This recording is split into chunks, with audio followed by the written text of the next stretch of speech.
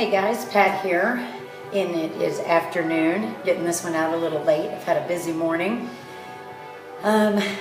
So I'm in comfy clothes because this is an exercise you can do in comfy clothes. And this is actually an exercise that I would suggest doing 3 times a week. We don't work our lower back enough, and so that's why I say that. Everyone is so concerned with abs that they totally neglect the lower back. And so hopefully today I'm going to show you a couple of exercises and modifications for working your lower back. And what it's going to do is it's actually going to make you stronger when you go to do your ab work. And hopefully after you've done your ab work, you don't feel the pain in your lower back, because that's typically what happens. I would say at least 60% of the time people are feeling their ab work in their lower back versus their abs. Most people are stronger in their abs and in their core than they are their lower back. And lower back issues tend to fall into that category of poor form. That's kind of where it comes from. So without further ado, we're going to get right into it. I'm going to show you with a stability ball and without a stability ball. So if you have one, I like the stability ball because it gives you a greater range of motion. When you're on the floor, you're kind of limited because you can only get so far off the floor and then you can't go any further. So if you have a stability ball, then that's what I'd like you to use for these lower back exercises, okay? So I'm going to grab my ball. All right, here we go.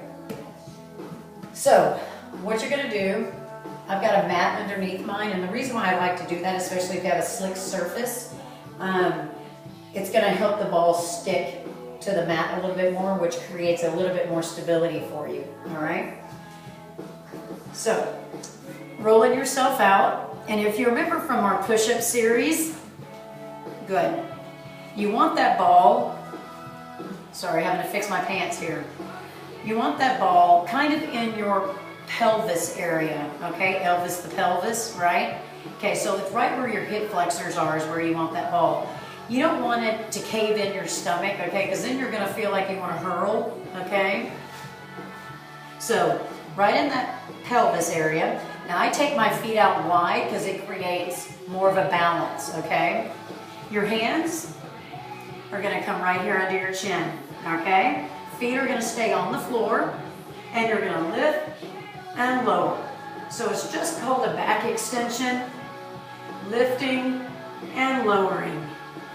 Good. To take that up a notch, you could always take the hands out in front, lift and lower. Lift and lower, keeping those toes on the floor behind you. You can even come out to the side in an airplane, lifting and lowering. You're going to get a little bit more range of motion that way, lifting and lowering. Because when the hands are here, it's adding a little bit more weight to that upper body. So you're lifting and lowering. This happens to be my favorite position, so this is where I always keep it, right here. And it forces you also to keep that head up so that you're not sinking down and trying to lift. You want that chin elevated, looking at it an angle in front of you, neutral spine, lifting and lowering. Each time you lift, you tighten that core and lower back down. Up and back down. Good. So what you do there is you only do it about 15 times, and then you take a break. During your break, okay, don't come off the ball. All you're going to do is lean forward and hug that ball, and you'll see what it's doing to that lower back. It's putting that little curve in it, okay? So it's actually working the lower back in the reverse motion, which is going to be how you release the contraction, okay? Good. So you hang out here, okay, about 30 seconds. Good. Plug those feet back in. Tighten up those glutes. Back in that elevated position. Hands back in formation. Lift and lower. Lift and lower. Good. Now you want to lift as high until you feel that lower back, okay, and then lower. I don't want you way up here like this, okay? Nice and easy. Tiny range of motion. And notice you're not lowering yourself all the way down. You're keeping that back engaged the entire time. Lifting and lifting. Good. So that's if you have a stability ball, all right? If you don't have a stability ball, You're gonna lower yourself all the way down to the floor, okay? And you can change these up too. Use a couple of the different levels, okay? Because what this one is going to do, you'll be able to lift your feet off the floor, whereas you were not able to on the stability ball.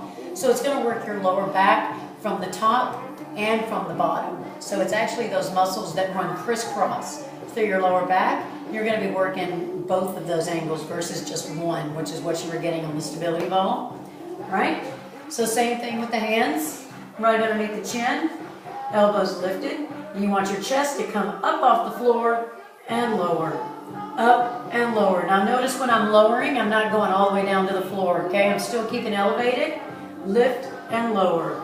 Chin is resting ever so lightly on those hands and lower. Good.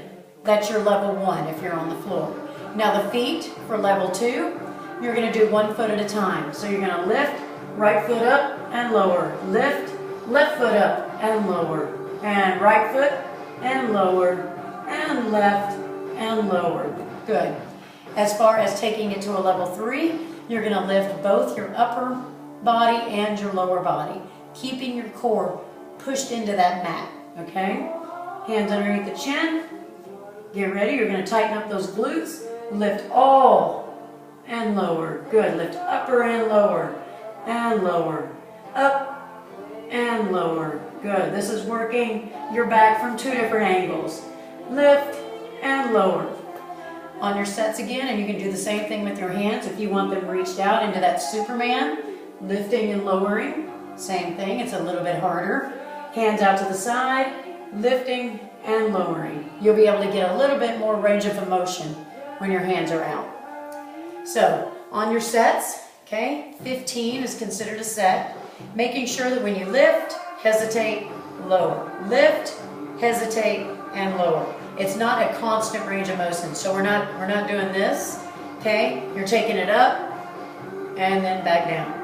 Up and back down. Keep with that throughout each set. 3 sets of 15. Taking that 15, taking that 30-second break, okay, and then going right back into it again. Now when you're on the floor, in order to release that lower back between sets, okay, so you're right here, all I want you to do is keep those knees on the floor and push back into that child's pose. Notice my fingers are walked out away from my body as far as they'll go, and my glutes are pushed back through my hips, and I'm actually sitting on my calves, okay? Good. And then when you finish resting, you just lower right back down and go right into it again, okay? So let's work our lower backs today. I'll be back tomorrow morning. We're gonna do a little bit of cardio. I will have to get this video up and running because I'm teaching 2 classes back to back tomorrow. So I'll have to get it in early, full day tomorrow, of course. Fridays are my Mondays. I don't know about you guys, but busy right before the weekend. Also, plan your Mother's Day. I know I got a couple of men on here, and everyone's got a mother, right? Okay, so whether it's your wife acting as your mother, guys, or your mom, make sure you do something to make them feel special. You wouldn't be here otherwise if you didn't have a mom. So I will see you guys tomorrow, Friday. Enjoy that lower back exercise. Remember to stretch during your rest between each one to release that lower back so it'll work better for you when you go into that next set, okay? Have a great rainy afternoon, okay? Talk to you soon.